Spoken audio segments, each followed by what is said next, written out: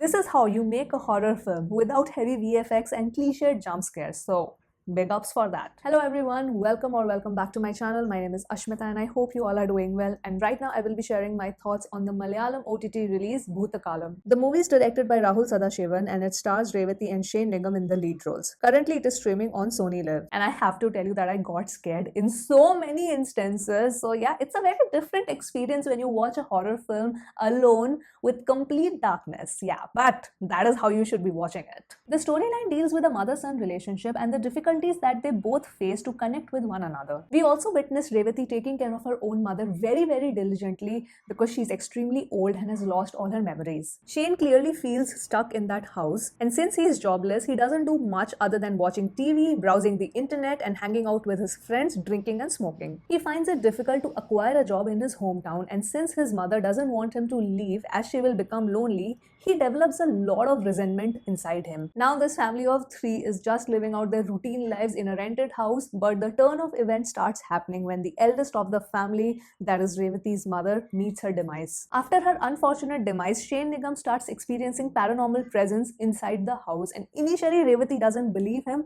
but eventually she also comes around. And this is the most interesting part of the whole screenplay, that the choice is left to the audience to decide if the events happening are actually of supernatural nature, or is it part of the character's imagination and a portrayal of their inner demons coming out into the existence. Revathy's character is shown to be suffering from clinical depression, and the topic of mental health is very crucial to the entire narrative. I was happy to see that the topic of mental health was dealt with a lot of maturity and it was not just included in the story for the heck of it. The trauma that the person actually goes through while suffering from this illness and how difficult it is to actually adjust in the society where people don't really understand what you are going through has been authentically captured. The story is largely confined to that small house, and when Shane starts realizing the supernatural presence, it literally brings out some of the best jump scare moments in the film. Now of course we are also shown the history of that house through Shaiju Kurup's character and what the previous residents had to suffer. This would actually make you think that is there really a demonic presence that makes the people residing there fall into the depths of despair and commit unspeakable things, or do all of us some way or the other manages to keep a lot of resentment bottled up, and once we reach our limit we just burst out and act impulsively because we are so scared to face the reality. I love that in each stage the director has given us this option to think or make a choice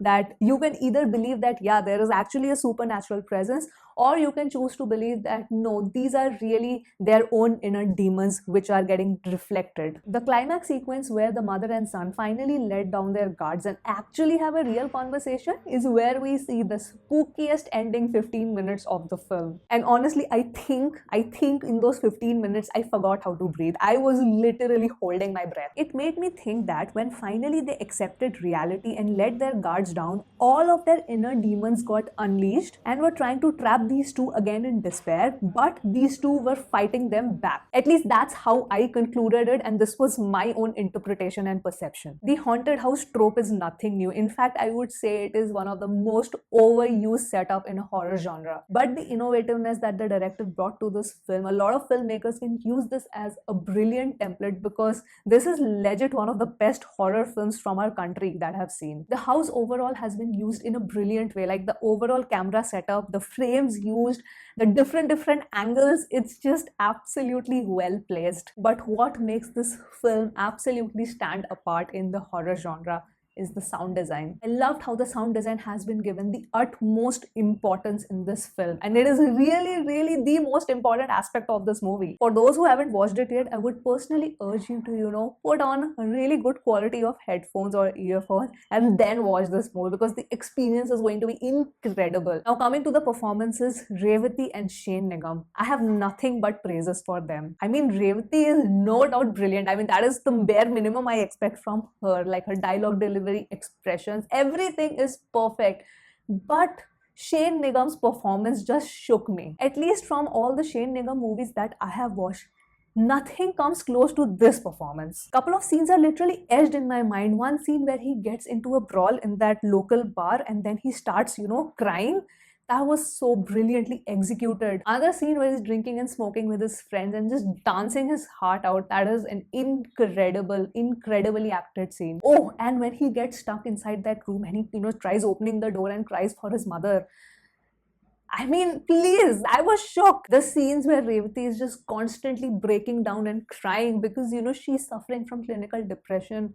Her acting is incredible. The chemistry between these two actors, the dynamics that they share as mother and son is incredible to watch on screen, and none of the actor is outshining the other. In fact, they are complementing each other, and there is this unbelievable synergy that is happening on screen. I loved every aspect of their performance. They were absolutely into their character, like 200%. You have to give a huge applause to the director of this film for bringing out such incredibly rich performances from both these actors. So yes, if you love extremely nuanced horror film, then this is the movie for you. But if you are into those jump scary horror films with a lot of VFX and ghosts suddenly coming in and all of that, then you'll not enjoy this movie at all. So with that disclaimer in place, you please decide if you want to watch this movie or not. And yes, that brings me to the end of this review video. Let me know in the comments below what did you think of this film if you have already watched it. And yeah, I hope you have come till the end of this video and have enjoyed watching it.